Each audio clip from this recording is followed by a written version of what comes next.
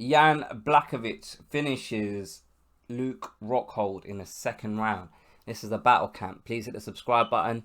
You'll find it in the bottom right hand corner of your screen. So full disclosure, I was asleep during this fight. I didn't manage to wake up in time for this one.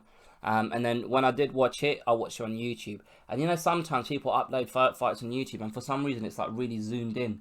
So you only really get to see like the top half of the fighters, if that makes sense. So I didn't really get to see when leg kicks were getting thrown on, or what angles people were throwing kicks from, etc. But I did get to see enough to kind of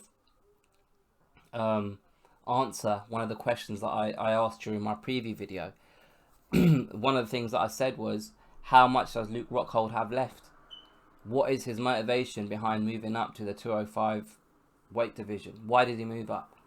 And how much does he have left inside the octagon? And I think the motivation behind moving up, that question didn't get answered, but what did get answered is how much has he got left. Like, if you compare this fight, the Blachowicz fight, with Luke Rockhold again, with the Santos and John Jones fight, there are levels of differences in the way the two fights played out.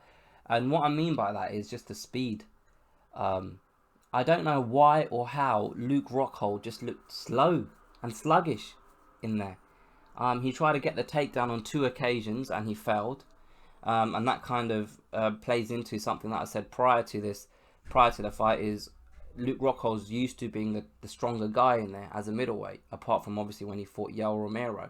But he's used to being the bigger, stronger guy. And how will that affect him going up to light heavyweight, where he's obviously fighting guys that are bigger? And I think we saw one of the effects here. He wasn't able to secure that takedown against Blachowicz. And also, like, Blachowicz isn't known to be a dynamic striker. He shouldn't be able to tag Luke Rockhold as easy as he did. And not only did he tag him, he fucking knocked him the fuck out. So, alright, so one piece of, I suppose, controversy with this fight is Jan Blachowicz landed a head kick right on the buzzer, like a split second after the buzzer. I don't think that was an intentional shot to cheat. I don't think he was trying to catch Luke Rockhold off guard after the buzzer. It was just, he was in the movement as the buzzer was going, and you can't even blame the referee, because like, the referee can't stand that close where he's able to just cut in and stop just right on the buzzer. Yeah, so I don't think that might have had an effect, because he did not, Luke Rockhold did hit the ground after getting kicked in the head. Surprise, surprise. Who wouldn't? But and obviously, like, he seemed like that the effect of that shot cleared up, because in the second round he was fighting the same way. Luke Rockhold was fighting the same way he was in the first round. But who knows? Obviously, you know, there may have been some form of an effect from that kick that led to his demise in the second round. But I was just surprised with Luke. Like, I mean, I thought usually when fighters come up in weight class, they have the speed advantage against the guy that they're fighting with.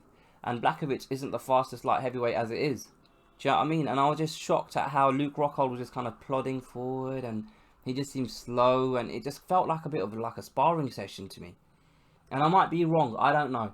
But I just felt like if you saw the speed at which the fight between John Jones and Santos was taking place, and the movement, and when I say speed, I don't mean like in the speed of them throwing combinations, etc. I'm talking about the movement and the reading of their opponents, where they were making adjustments in their movements because they were reading what kind of offense was coming from their opponent. Does that make sense? So Santos was using the whole kind of periphery of the octagon and moving around and reading John Jones when he was going to throw a leg kick and trying to check it or move out the way or counter with a punch. And obviously John Jones is John Jones, and he was doing a similar sort of thing. But in this fight, Luke Rockhold and Blachowicz, it just seemed like Luke Rockhold was just standing in front of Blachowicz. And it might have just been a lack of respect. He just felt that he was just way better than Blachowicz and he was going to beat him. But fuck me, that was a brutal knockout.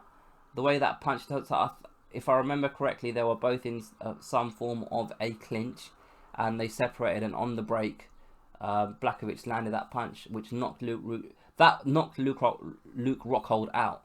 But then he did follow up with 1 or 2 strikes as well. But yeah, I mean, I think Luke Rockhold at this point, where does he go now? He's lost to a guy that's fringe top 10 in the light heavyweight division. He was coming up to win this fight and then fight John Jones. And if you saw his pre-fight interview with Brett Okamoto with his hoodie on, he was saying as much. He was saying how he feels that he can beat John Jones. And not on that performance, mate. And I don't know, man. I don't really know whether, I don't know whether he has it anymore. He even came in with like this weird kind of sleeve across his knee, across his leg from his ankle up to his knee. And it was because he had staph infection or something on his shin or some shit like that. He's had skin grafts and stuff. Luke Rockhold just seems a shadow of his former self. This isn't the Luke Rockhold that we saw fight at Strikeforce. This isn't the Luke Rockhold that we saw kind of when he first transitioned into the UFC. This isn't the Luke Rockhold that beat Chris Weidman. This isn't the same guy, man. And I don't know what's happened. I don't know whether he's just lost hunger, whether he's just getting older and the injuries and age has caught up to him and he physically just can't do what he used to be able to do. But he's also changed teams as well, hasn't he? So he's gone from training. I don't know whether he still trains with them part of the time, but he's gone from being part of Cormier's team. I forget what that gym's called. But he's gone from that to now training with Henry Hooft. Whether that was an attempt to correct his bad habits that he's got when he's striking, letting his left hand drop, losing concentration, leaving openings for his opponents to land punches that hurt him. Bisping did it, Yoel Romero did it, and now Blachowicz has done it. But I can't see any improvements that he's made training with Henry Hooft. So is that just a lifestyle decision? Is that just a decision that he enjoys the area in which Henry Hooft operates compared to where the old team was? Do you know what I mean? Like what is his motivation? That's my only question when it comes to Luke Rockhold. But yeah, that was a disappointing performance before he even got knocked out. If he was like literally out, he was beating the shit out of Blachowicz, and then Blachowicz just out of nowhere caught him with a punch.